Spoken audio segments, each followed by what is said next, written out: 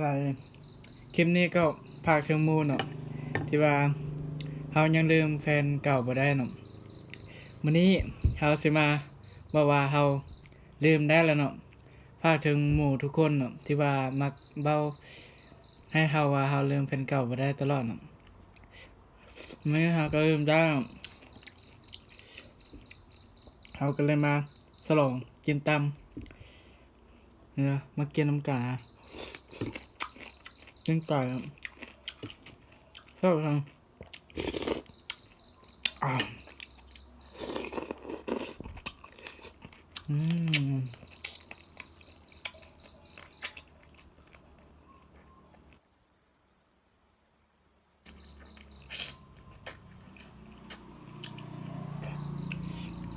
อืม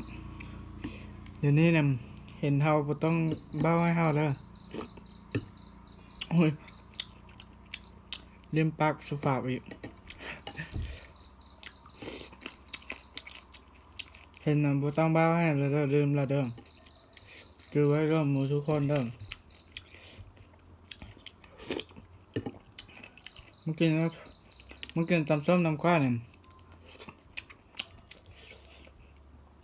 แล้วบ้าภาษาหยังก็บ้าไปเลยเนาะ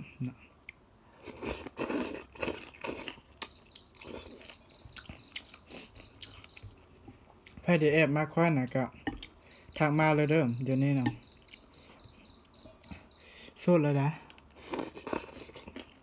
เฮ้ยโสดแต่โดนแล้วตอนนี้ก็เริ่มแฟนเก่าได้แล้วเพิ่นจะเปิดใจแล้ว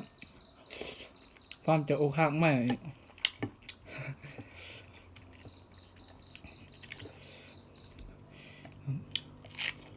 ก็ชอบสั่งกินผู้เดียวจะได้ครับ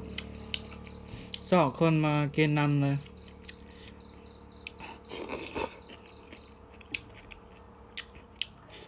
อยู่บ้านก็อยู่ผู้เดียวเดี๋ยวนี้นะ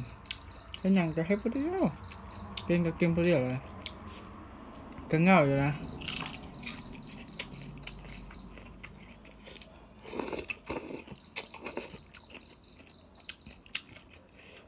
ลูกชิ้น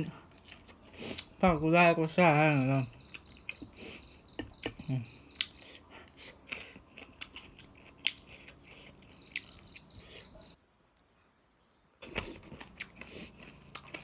ถ้าเบิ่งขอสดน้ำ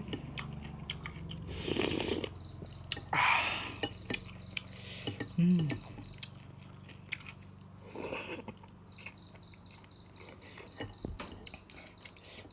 ครับ